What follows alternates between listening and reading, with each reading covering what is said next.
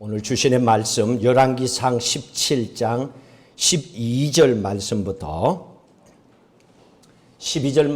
함께 읽도록 합니다.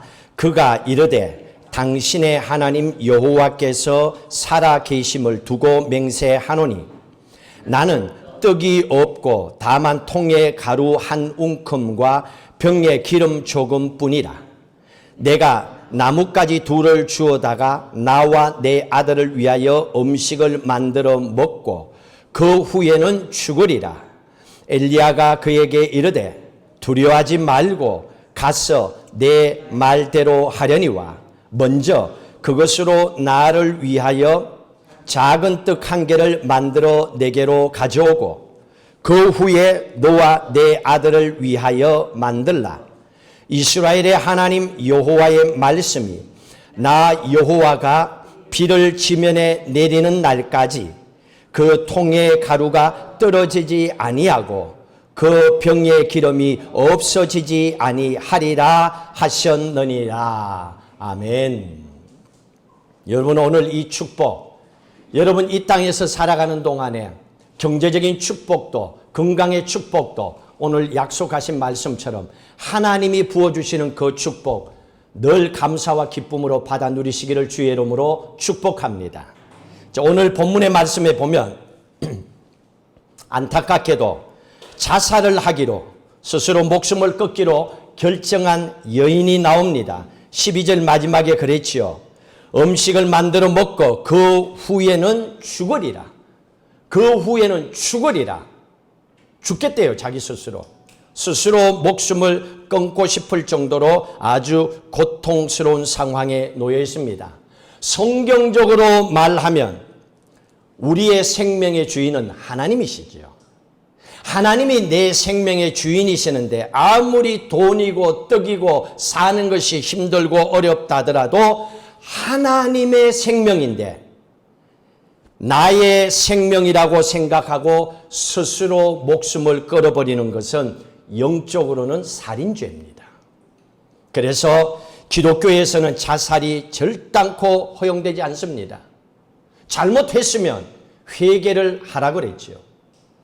만약에 그 잘못 때문에 재판을 하게 되어서 잘못의 값을 치러야 되면 징역을 살고 나와야죠.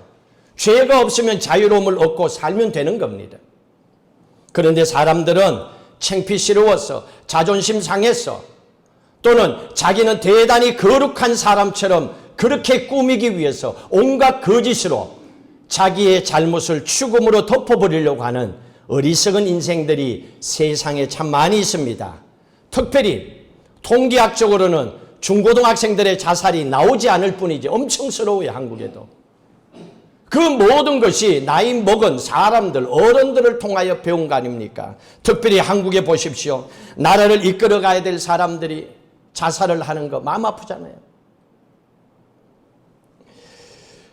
그 젊은 아이들이 그것을 보면서 뭘 느끼겠습니까? 젊은 아이들이 그것을 따라하지 않을까 두려울 정도입니다. 우리 그리스도인들은 분명히 얘기해야 됩니다. 스스로의 생명을 끊는 것은 아니다. 그렇게 해서는 안 된다라고 강력하게 전해줘야 됩니다. 여러분 삶이 살아가다가 힘들고 어렵고 답답한 일이 있다 하더라도 여러분들은 하나님의 말씀 붙잡고 믿음으로 끝까지 승리하시길 주의 이름으로 축복합니다. 오늘 우리에게 주시는 두 가지입니다. 세상을 살면서 사람들이 제일 필요로 하는 게 돈이고 건강이에요. 돈 문제를 어떻게 풀어주셨는지, 건강의 문제를 어떻게 풀어주셨는지 오늘 말씀을 들으시고 듣는 걸로 끝나면 아무 소용없어요. 들으시고 그 말씀대로 여러분들도 사시면 그 나머지 결과는 하나님의 몫이에요. 하나님께서 어떻게 축복하시는지를 보십시오. 하나님의 종 엘리야 선지자가 있습니다. 배경을 보면 이스라엘의 아합 왕이 왔을 때 3년 6개월 동안에 이 땅에 비가 오지 않는다. 하나님이 예언을 하게 하십니다. 그래서 아합 왕으로부터 죽이려고 하는 그 칼날을 피해서 하나님께서 도망가도록 엘리야 선지자를 하나님께서 그렇게 하십니다. 오늘 17장 3절 4절에 보시면 하나님께서 먼저 너는 그리 시내가로 가라. 그리 시내가로 가서 아합 왕의 칼날을 피하고 숨으라고 얘기합니다. 그러면 내가 그곳에서 까마귀를 보내서 밤낮으로 너의 먹을 것을 내가 공급해 주겠다. 말씀대로 순종 잘하는 엘리야는 그곳으로 갔고 밤낮으로 까마귀를 통하여 떡과 고기를 하나님께서 공급해 주십니다. 문제는 이게 평생 가질 않습니다. 얼마 가고 보니까 7절에 볼까요? 이런 일이 또 터집니다. 기왕이면 한 방에 해결해 주면 되는데 하나님은 그렇게 안 해요. 또 어려움이 옵니다. 7절 읽습니다.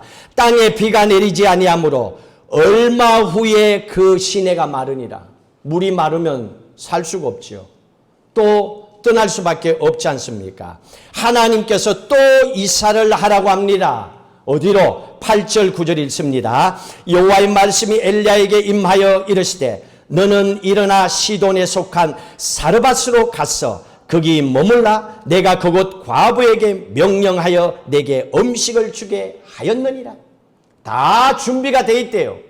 너는 시돈의 사르밧이라고 하는 곳에 가기만 해라.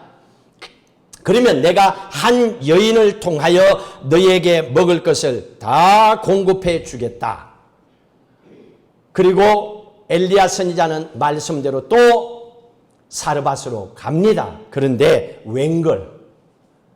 여러분 하나님께서 야 너 어디로 가라 그러면 하나님이 가라 그러니까 아마 잘 될 거야.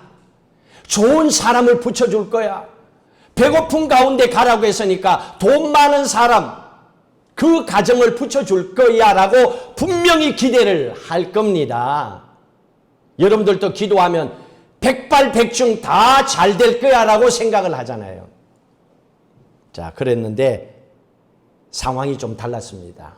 그 집에 갔는데 12절의 말씀에 그 여인을 만나서 하나님 말씀을 믿고 떡하고 먹을 것을 달라고 그럽니다. 엘리야 선지자가. 그런데 여자가 뭐라고 얘기하는가 보실래요? 12절 다시 읽습니다. 그가 이르되 당신의 하나님 여호와께서 살아계심을 두고 맹세하노니 나는 떡이 없고 다만 통에 가루 한 웅큼과 병에 기름 조금뿐이라. 여러분 이게 무슨 말입니까? 보내려면 부잣집에 보내야지. 돈 좀 있는 사람한테 보내야지. 아니 한 끼 먹고 죽겠다는 집에 보내면 어떡합니까? 하나님 이렇게 생각이 없는 분이에요. 여러분들은 어때요?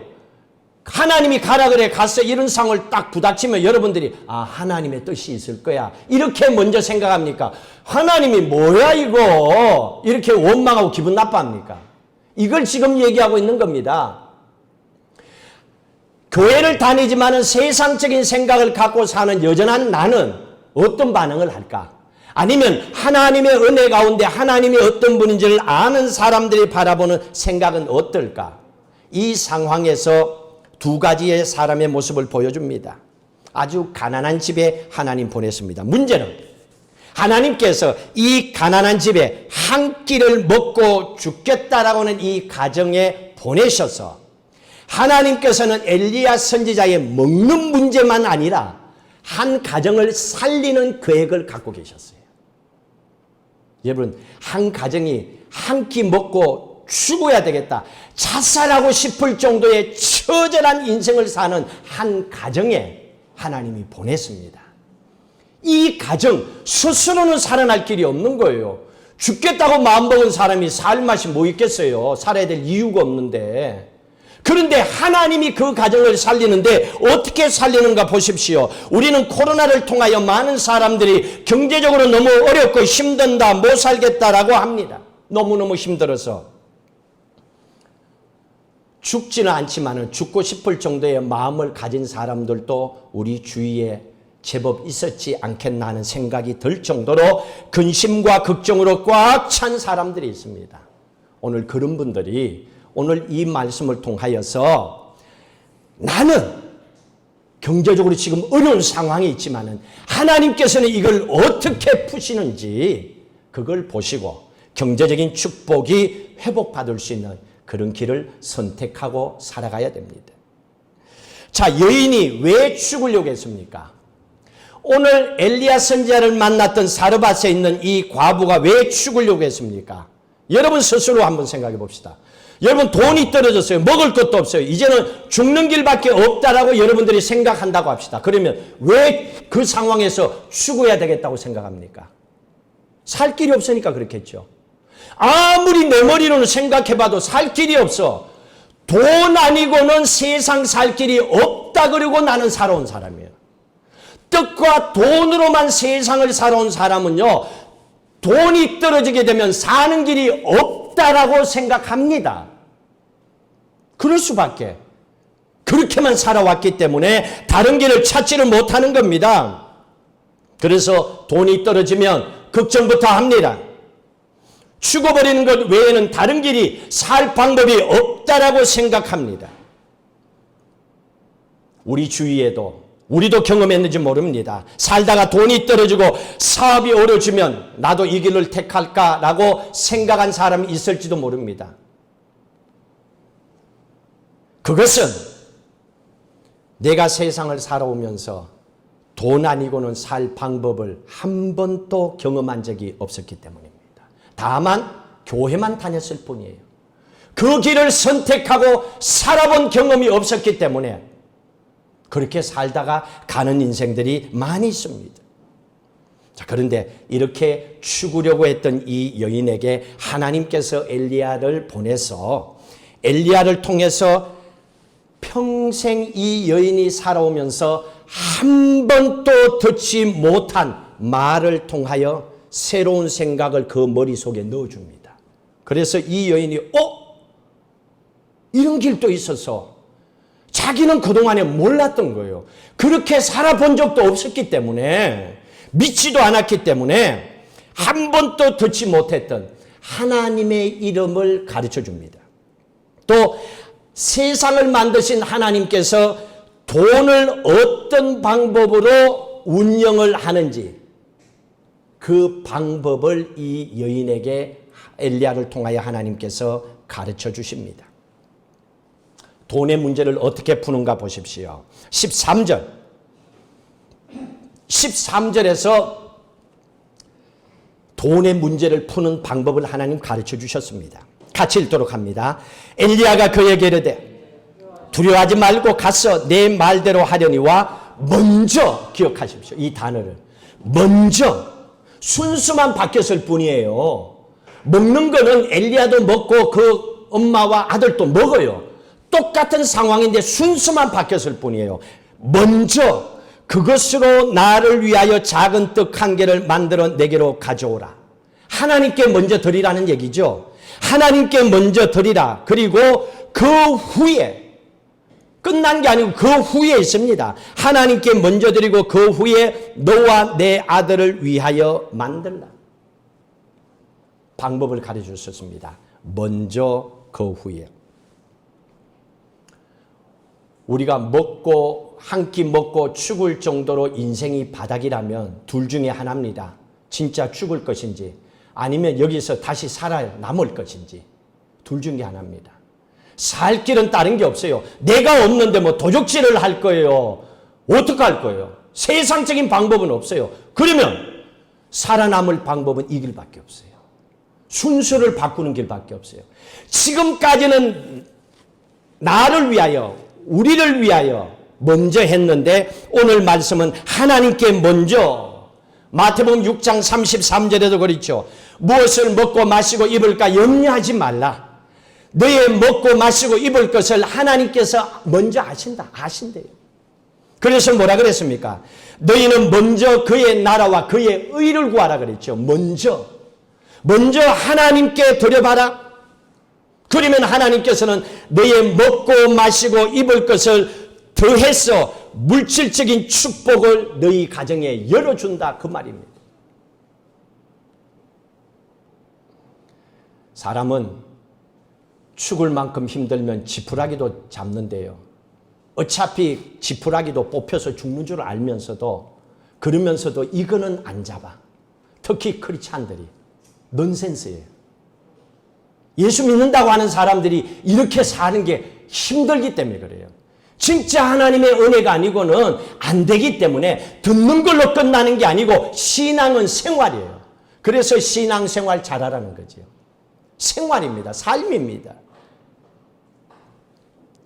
하나님께서 이 가정에 이 여인에게 평소에 눈에 보이는 돈으로만 살아갈 줄 알았던 이 여인에게 하나님께서 엘리야 선지자를 보내서 하나님으로 살아가는 방법을 가르쳐 주셨습니다. 하나님께서는요, 이 여인 가정의 형편처럼 여러분들 가정의 형편도 하나님은 다 알고 있어요.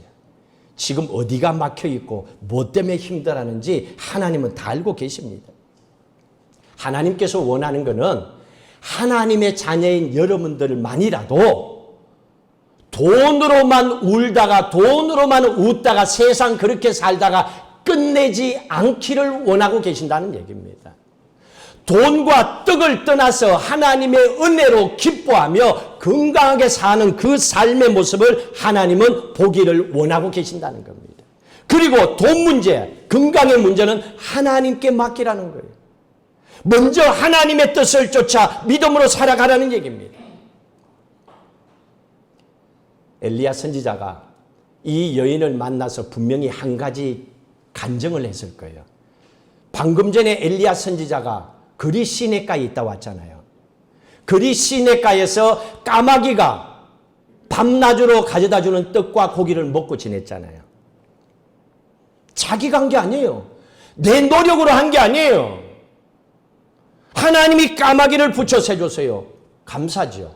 기적이죠. 그걸 간증했을 거예요. 가난한 여인에게 나도 그리 시내가에 있을 때 하나님의 말씀을 믿고 그렇게 했더니 진짜 까마귀를 보내가지고 떡과 고기를 보내서 몇 년 동안에 내가 그렇게 지냈다. 이 간증을 했습니다. 분명히 했을 겁니다. 여러분 간증이 뭡니까? 히브리 말로 자카르, 영어로 do it again입니다. 간증은 do it again입니다. 이게 무슨 말입니까? 다시 한다는 얘기가 무슨 말입니까? 제가 여러분들에게 간증을 합니다. 하나님께서 제가 힘들고 어려울 때 그 상황 속에서 이런 축복을 주셔서 나는 건강을 회복했습니다. 간증을 합니다. 그 얘기는 듣고 있는 여러분들에게도 do it again. 내게 주신 건강의 축복을 여러분들에게도 하나님께서는 똑같이 주시기를 믿습니다 하고 전하는 게 간증이에요. 그래서 간증은 do it again이에요. 자카르. 그냥 자기 자랑이 아니에요. 나를 살리신 하나님께서 오늘 이 말씀을 듣는 저 성도들이 우리의 망했던 가정과 사업을 다시 이렇게 부자로 만들어주시던 하나님, 힘들고 어려운 가정과 사업도 일으켜주시는 하나님을 믿습니다 하고 선포하는 것이 간증입니다. 엘리야 선지자는 그 간증을 이 여인에게 했습니다. 그렇다면 여러분들도 여러분의 남은 인생을 간증하며 살아가시길 주의 이름으로 축복합니다. 그러기 위해서는 여러분들이 축복을 받아야죠. 바닥에서 진짜 살아나봐야 우와 하고 뭔가 전할 게 있잖아요. 놈들처럼 똑같이 살면서 누가 듣기를 원하겠어요. 니나 내나 똑같은데. 그래서 하나님께서는 우리가 축복받기를 원하는 겁니다. 이 여인이 축복을 받았어요. 15절 16절 같이 읽습니다. 그가 가서 엘리야의 말대로 하였더니 그와 엘리야와 그의 식구가 여러 날 먹었으나 여호와께서 엘리야를 통하여 하신 말씀같이 통에 가루가 떨어지지 아니하고 병에 기름이 없어지지 아니하니라. 아멘. 여러분의 통장에 하나님이 주시는 물질의 축복이 마르지 않기를 주의 이름으로 축복합니다. 여러분 이거 교만이 아니에요. 그래야 우리가 살죠. 돈줄이 막히면 뭐 어떻게 살아? 진짜 한번 막혀봐요. 돈 좀 줘봐요 하는 기도가 나오는가 안 나오는가? 저절로 나와요. 저절로. 하나님께서 이 가정의 절박한 상황 속에서 하나님이 기적을 베풀어 주셨잖아요. 자, 그럼 질문. 하나님께서 왜 하나님의 자녀들에게 돈줄이 막히게 할까? 왜 하나님의 자녀들이 살아가는데 떡이 말라서 배고프고 못 먹게 하셨을까? 하나님 뻔히 알면서 왜 그랬을까? 이걸 깨닫도록 하기 위해서입니다. 구약성경 신명기 찾아보세요. 8장. 여러분 이 말씀을 힘들고 어려울 때마다 붙잡고 기도하십시오. 신명기 8장 3절.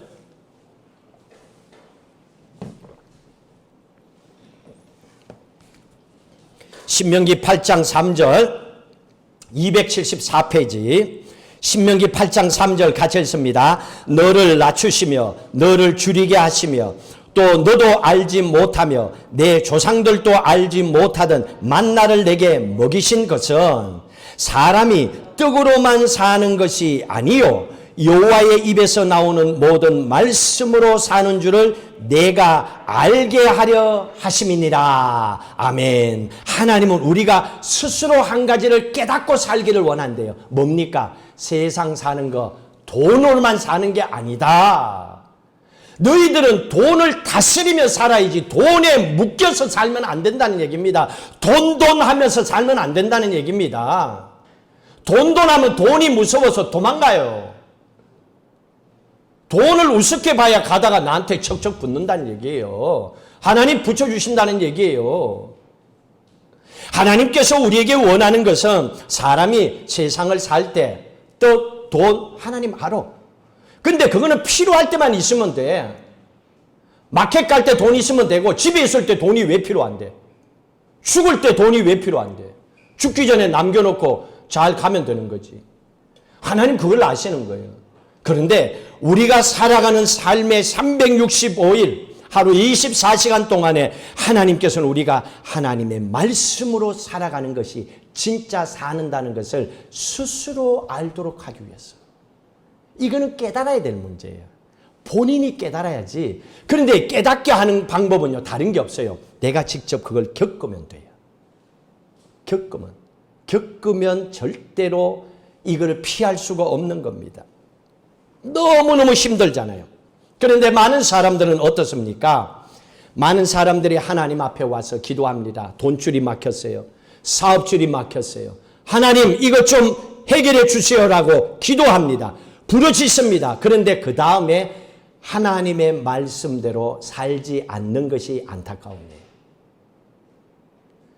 하나님의 말씀대로 살지 않는 것은 다른 게 아닙니다.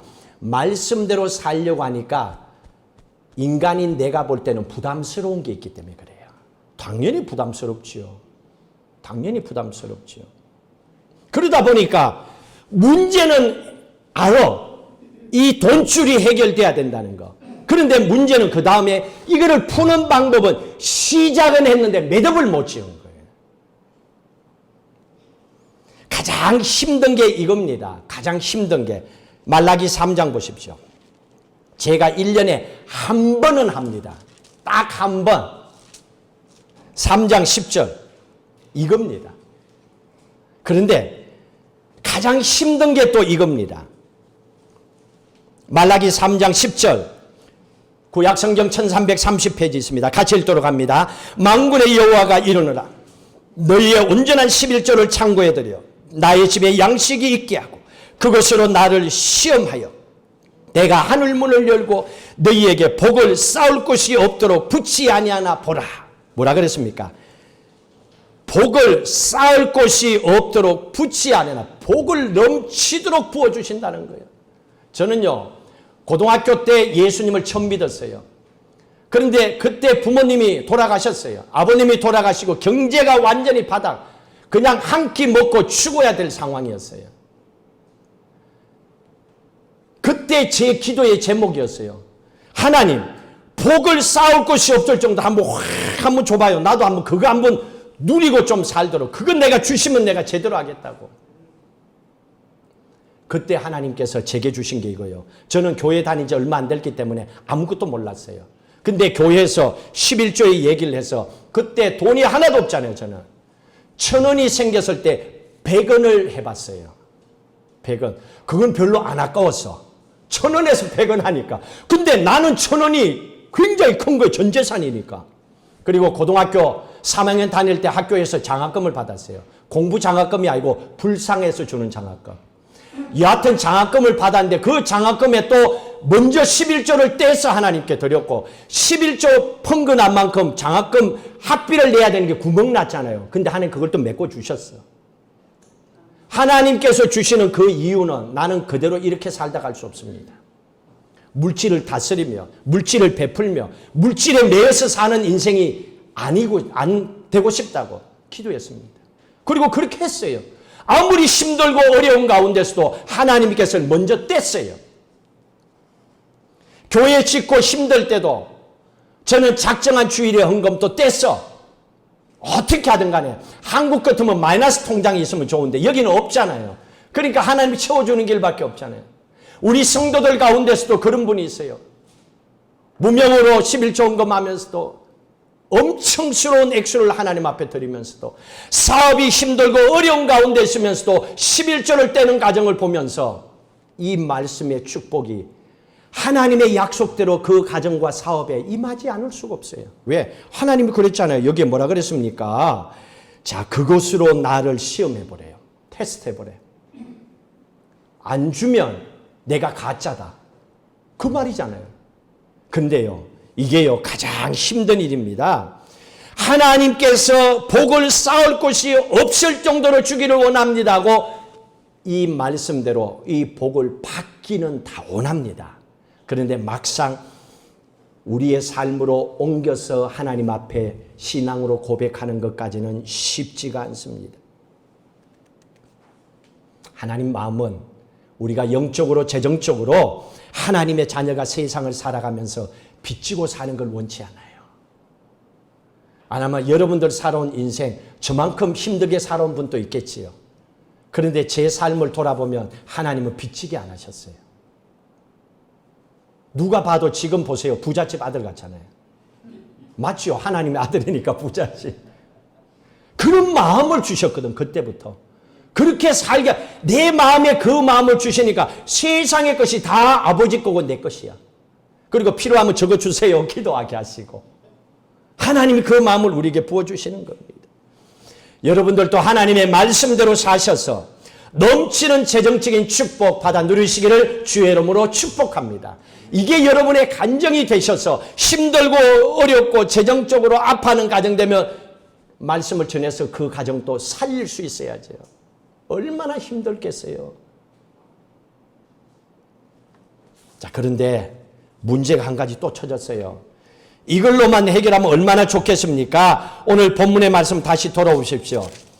돈 문제가 해결되고 나니까 아니 또 자식이 죽어요. 우리가 사는 세상과 똑같습니다. 17장 17절이 있습니다. 이 일 후에 그 집 주인 되는 여인의 아들이 병들어 정세가 심히 위중하다가 숨이 끊어진지라. 자식이 죽었다고 합니다. 그런데 거기에 잘 보십시오. 그 집 주인 되는 여인의 아들이라고 했습니다. 여러분, 이 여인은요, 스스로 목숨을 끊고 죽으려고 했던 여인입니다. 근데 살려주셨어요. 감사하잖아요. 그러면 그때부터 인생의 주인이 누가 돼야 됩니까? 하나님이 돼야죠. 하나님이 돼야죠. 그런데 이 여인은 돌아서서 보니까 여전히 내 인생의 주인은 나야. 물질의 축복을 받아도 돌아서면 똑같아요. 나야. 그런데 내가 주인 되어 사는 걸 언제까지 사느냐? 아들이 죽을 때까지. 이 고통을 겪을 때까지. 이 여인이 내가 주인이라고, 내가 자식 책임지고, 내가 가정, 재정 책임지고 살아가야 된다고 그 부담을 스스로 안고 살아가고 있습니다. 우리는 알고 있습니다. 하나님께 순종하고 축복을 받았으면 그 시간부터 내 가정과 사업과 내 인생의 주인은 하나님이 되셔야 된다는 걸 알고 있습니다. 그런데 그렇게 살지 못하고 있는 이 여인의 모습을 보여줍니다. 그러니 내 인생의 주인이 내가 돼 있으니까 아무리 축복을 받았다더라도 변화되지 아니하는 그 여인의 입에서 무슨 말이 나오는지 보십시오. 18절 똑같아요. 18절 같이 읽습니다. 여인이 엘리야에게 이르되 하나님의 사람이여 당신이 나와 더불어 무슨 상관이 있기로 내 죄를 생각나게 하고 또 내 아들을 죽게 하려고 내게 오셨나이까? 엉뚱한 말을 합니다. 아들이 죽은 게 왜 엄마 죄예요? 아니잖아요. 엄마가 죽인 게 아니잖아요. 아들이 병들어 죽었어요. 그런데 많은 사람들이 아들이 먼저 죽으면 죄책감을 갖고 죽은 자식보다도 더 고통스럽게 세상을 살아갑니다. 죄책감 때문에. 그런데 십자가를 바라보세요. 예수님 십자가에 돌아가실 때 이미 우리 죄도 함께 십자가에 죽었습니다. 그러니 우리는 죄인이 아니고 하나님의 아들, 딸, 의인이 된 거예요. 자식을 엄마가 죽은 게 아니에요. 왜 내 죄를 생각하게 하냐고, 그거 필요가 없지요. 하나님이 어떤 분인가를 알면 이런 얘기가 안 나오지요. 그런데 이 여인이 그렇게 얘기합니다. 지금 믿는 하나님은 엘리야의 기도를 듣는 하나님이지 내 하나님이라고 못 믿는 거예요. 내 하나님으로 믿어져야 되는데 그 하나님을 받아들이지 못하고 있기 때문에 이 여인이 이 고통 속에 죄책감에 빠지고 그 순간에 사탄은 죄책감에 빠진 사람을 확 붙잡아가지고 죽을 때까지 자식 죽인 죄인으로 살다가 우울증에 걸려 스스로 죽도록 만드는 게 사탄이에요. 하나님은 그게 아니라고 얘기하는 거예요.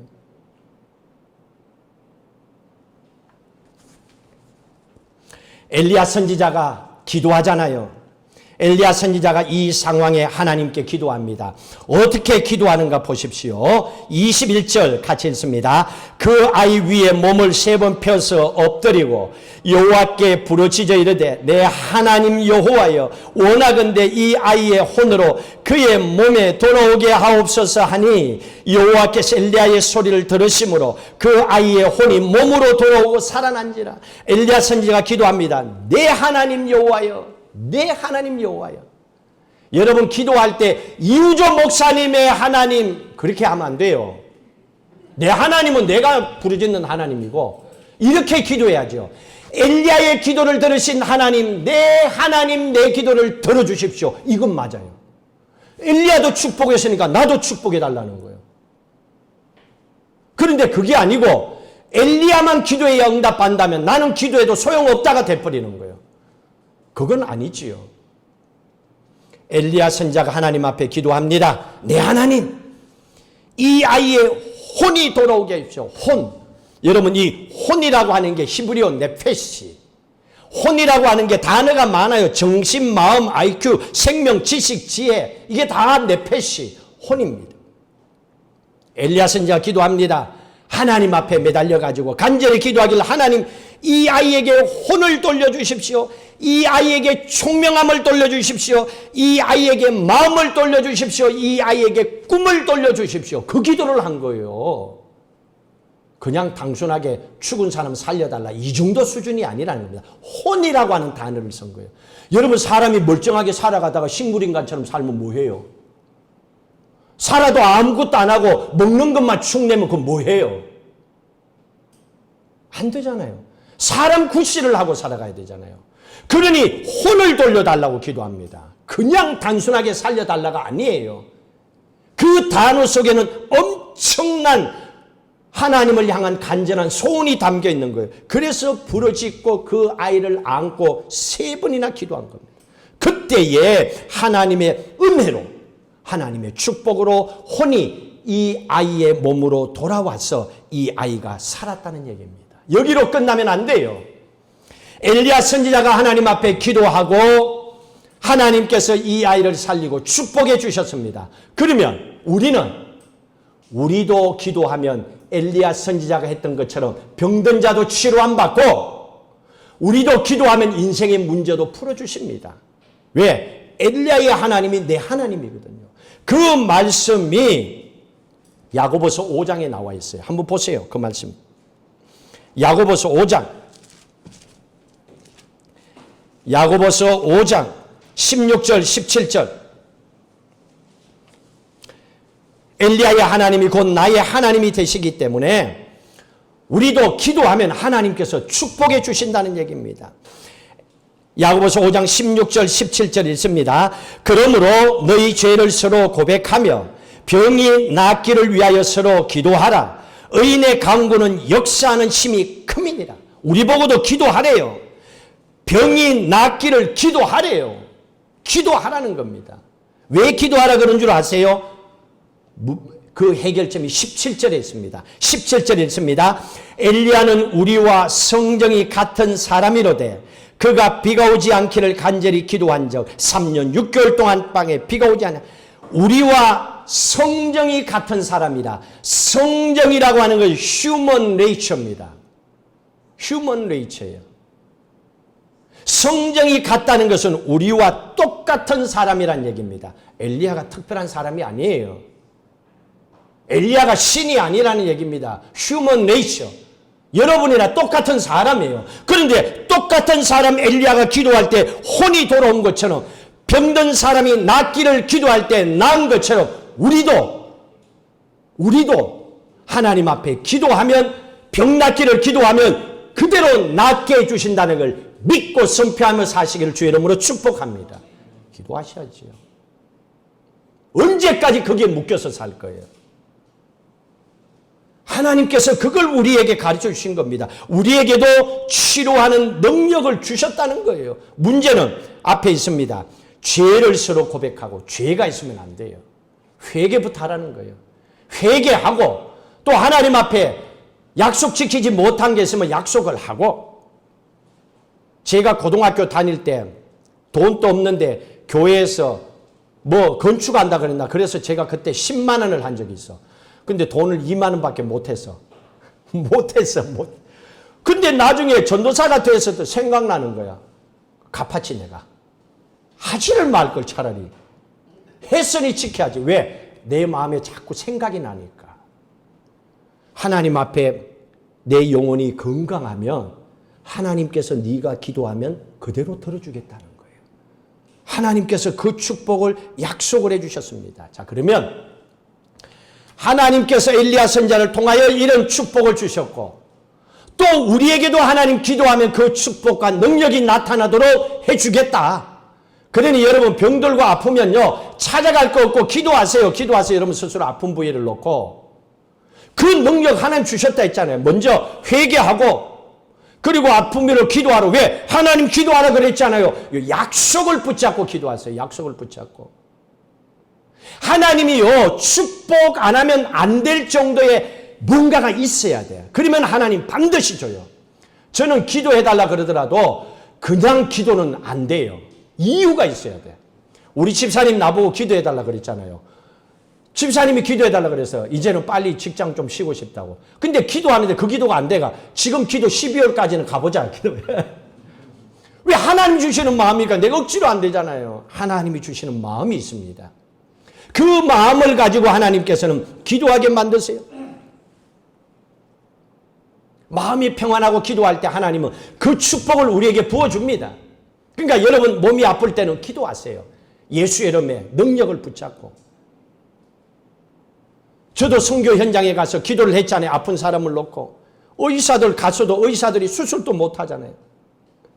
걷지도 못하는 사람이 야합에서 만났잖아요. 팅진이라고 26살 된 여자 청년을. 한국의 의사들 갔을 때도 이거 치료할 방법이 없어. 이미 마비가 된 거야. 근데 오늘 말씀에 뭐라 그랬어요? 기도하라 그랬잖아요. 이 딸이 건강하게 살기를 원한다고 예수의 이름으로 선포하고 기도하고 하나님은 그 딸을 걷게 하셨잖아요. 우리가 한 게 아니잖아요. 우리는 이 말씀을 믿고 했을 뿐입니다. 그러니 하나님께서 우리의 가정과 우리의 자녀도 축복해 주시고, 우리가 물질의 축복을 받고 우리의 자녀들이 잘 되는 축복과 건강의 축복을 받고, 그리고 이 축복을 우리가 세상에 가서 또 다른 사람들을 살리기를 원하고 계시는 거예요. 요한복음 20장 21절에도 아버지가 나를 세상에 보내서 너희를 구원한 것처럼 나도 너희를 세상 가운데 보낸다라고 그랬습니다. 이제 우리의 몫이 있습니다. 우리도 세상에 나가서 우리 주변의 사람들을 만나서 경제적으로 어려운 사람 만나면 나도 이렇게 해서 하나님 축복해 주셨다. 먼저 하나님을 섬기고 살았더니 이 축복을 주셨더라. 반드시 살 길이 있다. 포기하지 마라. 복음을 전하라는 얘기입니다. 또 자녀들이 힘들고 어려운 가정, 자녀들을 축복하고 기도하라는 얘기입니다. 그래서 우리의 가정도 살고 우리의 주위의 가정도 살고 세상이 천국 되기를 원하는 것이 하나님의 마음이에요. 그래서 하나님은 세상 사는 동안에 스스로 목숨을 끊어야 될 이유가 없다는 겁니다. 사람들은 힘들고 어려우면 포기하려고 하는 마음이 들고 자기의 잘못을 덮으려고 하면 포기하는 마음이 듭니다. 그러나 하나님의 말씀대로 하나님 앞에 내가 거룩하니 너희도 거룩하라. 하나님 앞에 부끄러움 없는 예배의 자리에 서 있는 하나님의 아들, 하나님의 딸로 살아간다면 그런 문제는 필요가 없는 거죠. 이제 우리에게 남은 것은 살 길밖에 없어요. 더 잘 때는 우리의 미래를 향한 하나님의 축복을 기대하며 살면 되는 겁니다. 하나님은 그걸 오늘 우리에게 약속하셨습니다.